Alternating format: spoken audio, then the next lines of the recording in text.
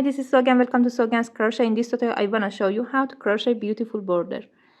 Make a slip knot with a new color and add your new color.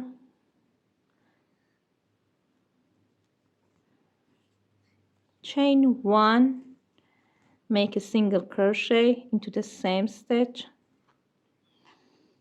Chain 3, insert your hook into the second chain and pull up loop.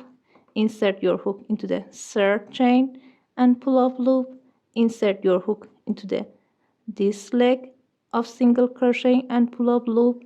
Insert your hook into this stitch and pull up loop, and insert your hook into the next stitch, pull up loop. Yarn over, pull through all the 6 loops. Chain 2, insert your hook into the second chain and pull up loop. Insert your hook into this loop and pull up loop. Insert your hook into this loop and pull up loop. Insert your hook into the same stitch and pull up loop. Insert your hook into the next stitch, pull up loop, yarn over, pull through all the 6 loops. Chain 2.